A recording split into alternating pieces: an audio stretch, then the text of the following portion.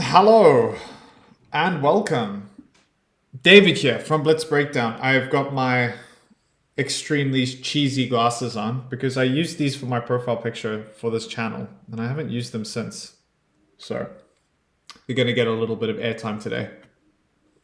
The only problem is like when I bought them because my students that I teach English to are quite entertained by them, but you actually like they've got like pieces of white on them to give that 8-bit like reflection effect. But they're actually in the way, so you can't actually see very well with them on. So I'm going to try my best to use them. Let's break down with David. 3-minute game with a 2-second increment in my journey to beat a Grandmaster. I'm on 1885 today. And let's see if we can get a win in the books and take it to 20 wins. Why is this thing not working? Oh, there we go. Okay, we're playing someone from... Is this Bulgaria? Oh! Yes! I got that one right. Okay. Now, that's one victory. Let's see if we can get the second victory and beat this guy. Cool. Sicilian. Normal. Let's see if he goes for the dragon. G6. G6! No, Najdorf. Okay. Let's keep things, extremely unremarkable. Yeah, I can't actually play with these things on. This is a little bit ridiculous. Am I supposed to take here? I can't. Oh, isn't there some tactic around? No, that doesn't work. I think you just take. All right, let's develop the bishop. And then I think I just castle over here and then f4. f4 immediately? Sure. Why not? When in doubt, play f4. There's not really much pressure along this diagonal, which is crucial. Actually, there might be some... Oh, definitely going to take space. Takes... I actually just thought maybe there was some issue here that I missed. We'll look back at that. Now, I have a couple of options here. I can play the extremely ambitious g4, g5. Maybe this is okay.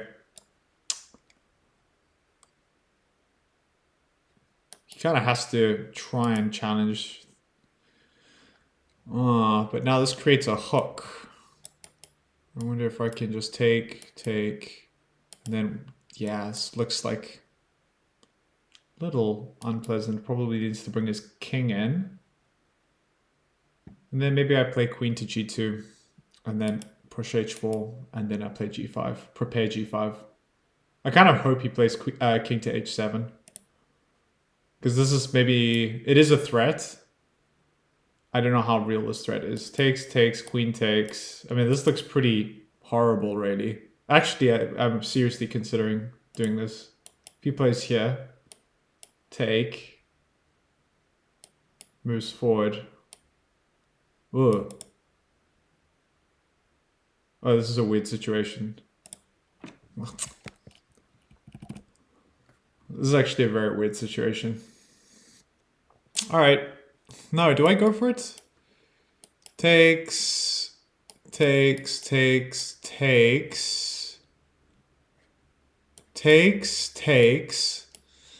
And now I've got a pawn majority and I've still got g5. Yeah, let's do it.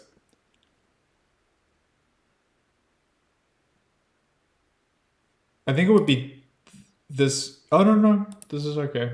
I think this is fine. I mean, it's just these pawns, specifically g5 and then f6, because g5 and f6 is pretty bad. He has to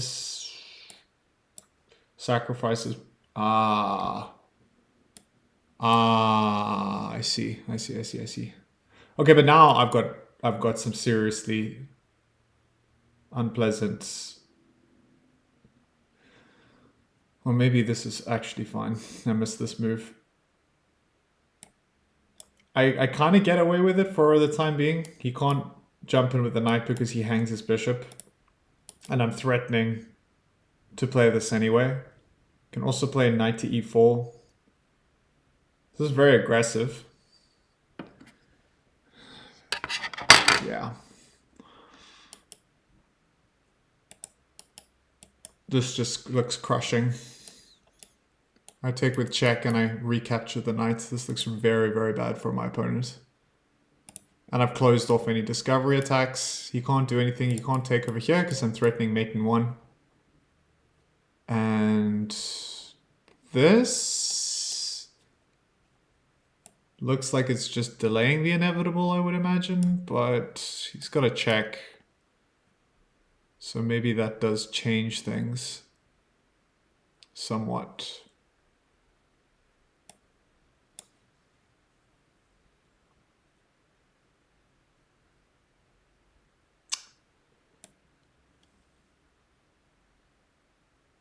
Oh, I can't do that. I can't do that. That's insane. 'Tis insane.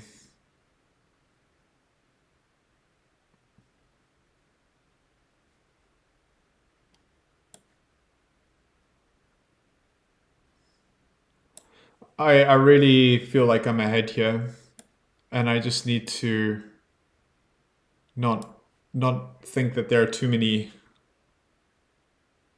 monsters lying under the bed.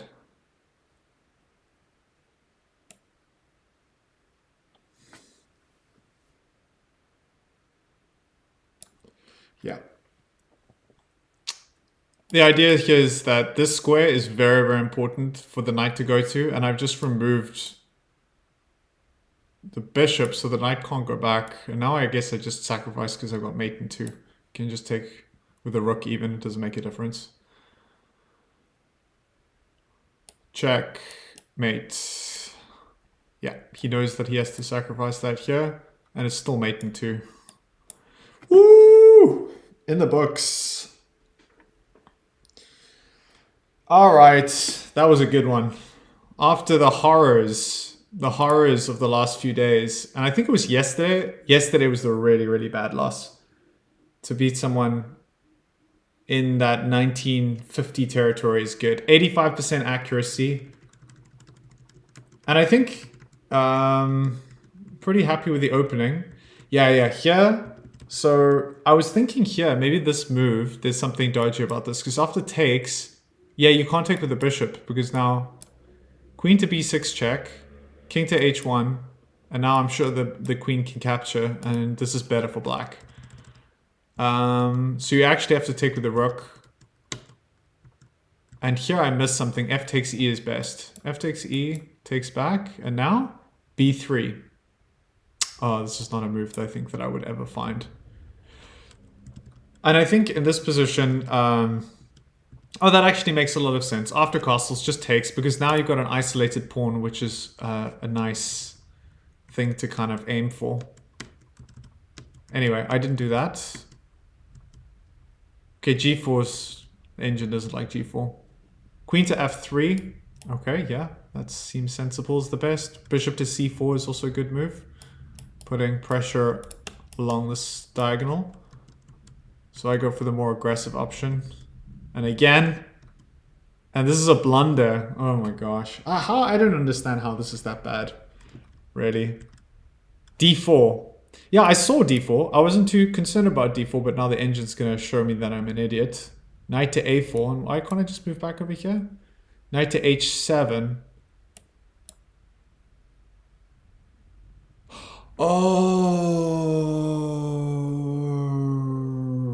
Oh, this is crazy. And now you see the point of d4. There's no way for the bishop to retreat. So black actually has time to capture and then gain a little bit of momentum in terms of defending, retreating with the knight, and then allowing this bishop to come in. So now what do I do? Knight takes d4. Oh, knight takes d4, and then I can retreat with my bishop. Oh, gosh.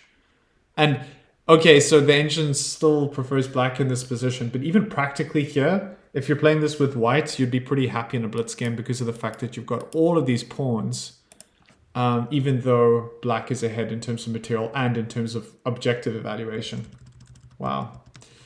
Anyway, I went all in. Right now, things are slightly favored for... Oh, this is really interesting. So what am I supposed to do here? f6.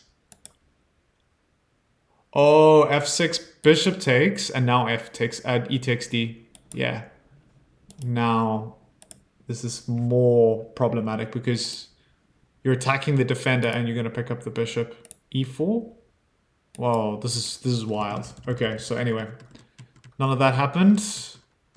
Yeah, and now I finally find f6. Better late than never. f6, better late than never. Yeah, and then this is super accurate. Okay, so I'm proud of the way I played that. Yeah, I feel like my attacking instincts, even though they weren't exactly right, I managed to get the win. And I think it's important to notice that maybe this bishop sacrifice is objectively dubious. It's not a sound sacrifice. It's not a complete disaster. It's only -1 for black. And it offers fantastic attacking prospects for white. So yeah, even though it is a blunder, I'm not completely unhappy with it. And I think even if in a situation where it's playing like a Grandmaster, I would still go for the same line because you have to be so accurate. I mean, you have to play... If you look at like the engine moves in this position, there are just like a handful of ways to defend here with black. And you're putting a lot of pressure under your opponent. So you're putting your opponent under a lot of pressure. Okay, everyone. That's a wrap. Let's put it in the books. 40 games played. And 20 wins. We're up to 20 wins. And we're just a stone's throw away from breaking 1900. Fantastico. All right. Hope you're having a wonderful day wherever you are in the world. And I will see you all tomorrow. Bye-bye, everyone.